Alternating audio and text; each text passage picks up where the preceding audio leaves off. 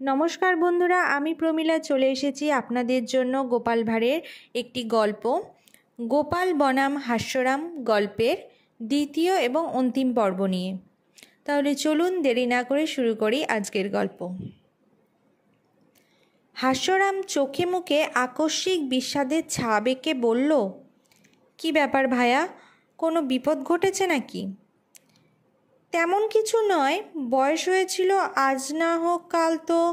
আসলে কবরেজের মুখে খবরটা পাই, ব্যাস সঙ্গে সঙ্গে তোমাদের বাড়ি ছুটি।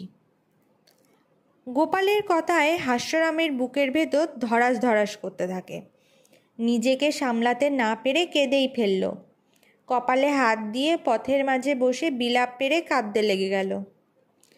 গোপাল তাকে প্রবোধ দিতে গিয়ে বলল, মিছে কেঁদে আর কি করবে ভায়া, যা হবার তা তো হয়েই গেছে। মা তো আর কারো চিরদিন থাকে না, তাছাড়া জন্ম আর মৃত্যুর ওপর কারো তো আর কর্তৃত্ব চলে না। আর তোমার মায়ের কথা যদি বলো, তার তো বয়স হয়েছিল যথেষ্টই। এখন বিছানায় পড়ে না ভুগে শক্তি সামর্থ্য নিয়ে যেতে পেরেছেন, তাই যথেষ্ট। মানে সজ্ঞানেই যে যেতে পেরেছেন, তাও কম কথা নয়। তোমার মতো সেবা যত্ন কজনই বা করতে পারে? ছেলে হিসাবে যেটুকু করা তুমি যথেষ্ট করেছো হাস্যরাম, কেঁদো না, ওঠো। গোপাল হাত ধরে তাকে তুলে দাঁড় করালো। হাস্যরাম চোখ মুছতে মুছতে বলল, ভাই, কিছু সরপুরিয়া, সন্দেশ, দই আর পাকা রুই মাছ বাড়ির জন্য কিনেছিলাম। এগুলো আর নিয়ে গিয়ে কি করব? বড় আশা করে মায়ের জন্য বড় দোকানের সরপুরিয়া আর মিষ্টি দই কিনেছিলাম। তিনিই যখন নেই, কি হবে আর এসব নিয়ে? তাছাড়া আমাদের তো অসহজ, এসব খেতেও নেই। কথা বলতে বলতে খাবারগুলো ছুঁড়ে ফেলে দেওয়ার উদ্যোগ নিল। গোপাল বাধা দিয়ে বলল, আরে করছো কি ভায়া? তোমার না হয় অসহজ, যাদের অসহজ নয় গরিব দুঃখী কাউকে দিয়ে দিলেই চলবে। এত দামি জিনিস নষ্ট করতে মায়া হয়।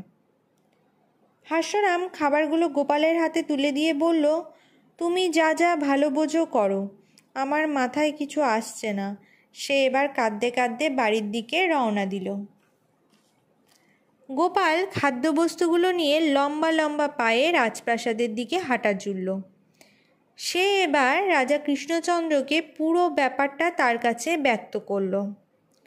সব শুনে রাজামশাই তো হেসেই খুল। গোপাল মোটা টাকা বকশিস নিয়ে বাড়ি ফিরল।